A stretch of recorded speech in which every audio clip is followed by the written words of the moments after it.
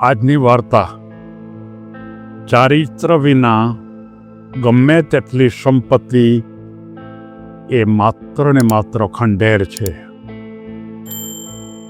આ વાતને સમજાવવા માટે મારે એક વાર્તા લેવાની છે.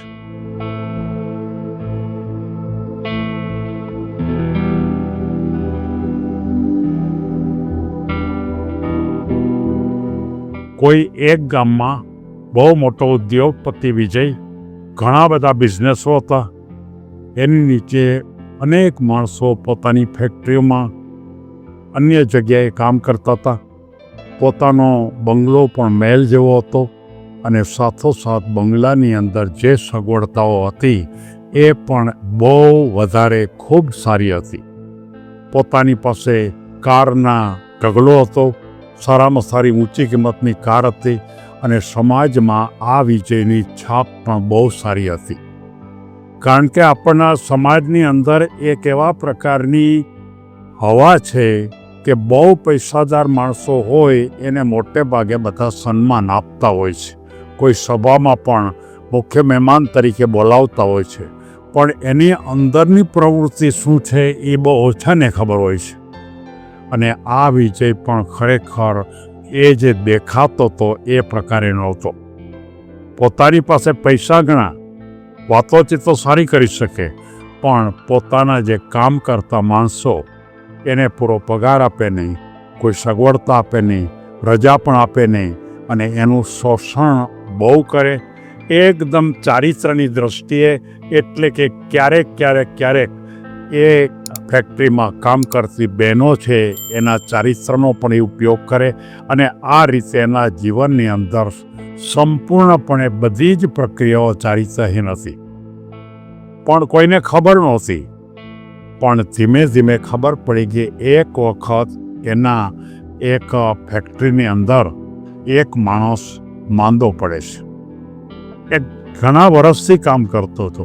એટલે એને એમ કહે છે કે મને થોડા વખતની રજા આપો, મારી બહુ તકલીફ છે, હું માંદો છું અને બહુ મોટો રોગ છે એમ ડૉક્ટર કહે છે, એટલે મને તમે રજા આપો. ત્યારે એ એમ કહે છે કે તારને હું રજા નહીં આપું એ છે, અને તું કદાચ વયો જઈશ તો તારા જેવા તો 100 જેટલા મળે છે મને. મારે તારી ચિંતા શું કામ કરવી જોઈએ? તારે કામ કરવું હોય તો કામ પૂરું કરવું પડશે અને પૂરું કામ કરીશ તો જ તને પગાર મળશે. આ વાત આખા ગામમાં ફેલાઈ ગઈ. એકદમ જેને બળદાસ જેવો કહી શકાય એવો માણસ એને રજા ના આપે, એને પૈસા પગાર ન રજા પાડે તો પૈસા કાપી લે અને છેલ્લે એ માણસનું અવસાન થાય છે. પણ એ અવસાન થાય ત્યારે પણ એને કુટુંબમાં કોઈને એ મદદ કરતા નથી. ગામમાં બધાને ખબર પડી, બધા પોતાની જે કામ કરતા ને કારીગરો હતા એને પણ ખબર પડી કે આ માણસ એને કોઈ મદદ કરતો જ નથી. અને આવી પરિસ્થિતિ જો હોય તો એનું ચારિત્ર કેટલું બધું નબળું કહેવાય.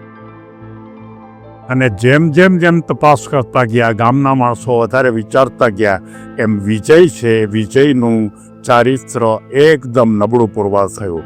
અને ત્યાર પછી ગામની અંદર એ વિજય છે એ વિજયની કોઈ કિંમત ન રહી. એક સામાન્ય માણસની જેમ કોઈ એને બોલાવે નહીં, કોઈ એને માનો કે સારી વાત ન કરે, એની સાથે કોઈ ફંક્શનમાં બહુ ન બોલાવે, કોઈ મોટા માણસની મિટિંગો હોય તો પણ ન બોલાવે અને સાચા અર્થમાં એને એકલો પાડી દીધો. અને પહેલો જે માણસ હતો એ માણસ ગુજરી જાય છે અને એના ઘરની અંદર ખાવા માટે પણ કંઈ હતું નહીં.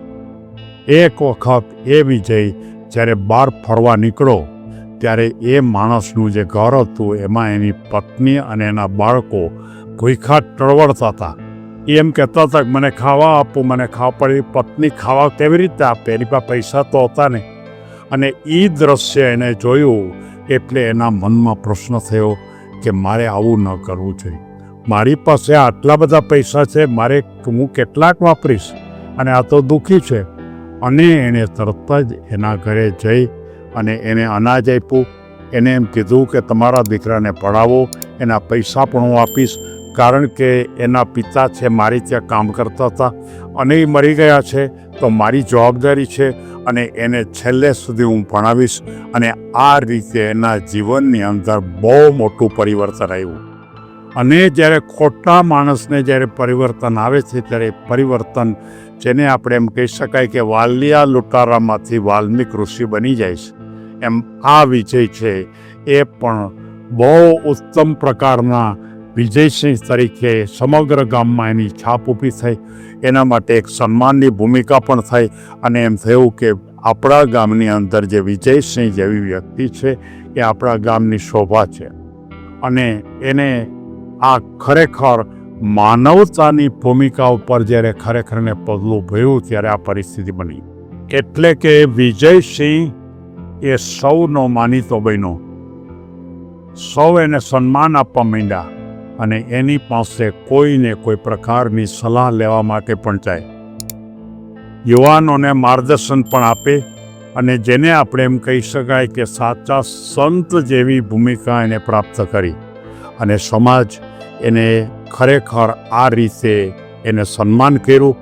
અને આ વાર્તાનો સંદેશો આપણને એમ કહે છે કે જ્યાં સુધી વિજય એની પાસે સંપત્તિ ખૂબ હતી, પણ ખરેખર એની પાસે જે ખરેખર મકાનો હતા એ પણ ખંડેર જેવા હતા એમ કહી શકાય.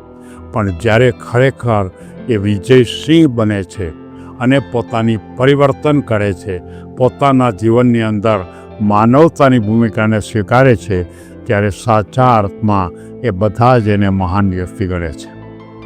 આજની આ વાર્તા જે લોકો ખરેખર જેની પાસે બહુ સંપત્તિ છે, જેની પાસે બહુ વધારે પડતું જ્ઞાન છે, જેની પાસે વધારે પડતી સત્તા છે, જેની પાસે ખરેખર વધારે પડતું કોઈ મિલકતો છે, એવી વ્યક્તિઓને સંદર્ભમાં આ વાર્તા છે એક ચોક્કસ પ્રકારની દિશા બતાવે છે કે એમણે જો માનવતાની ભૂમિકા ઉપર જીવશે નહીં તો તમારી તમામ તાકાત અથવા તો તમારી તમામ ઊંચાઈ એને સમાજે ખંડેરની જેમ જોશે. અને આમાંથી બચવા માટે માનવતાનો રસ્તો શક્ય એટલો વેલાસર લેવા માટે આ વાર્તા આપણને ખરેખર એક દિશા બતાવે છે. સૌને ધન્યવાદ.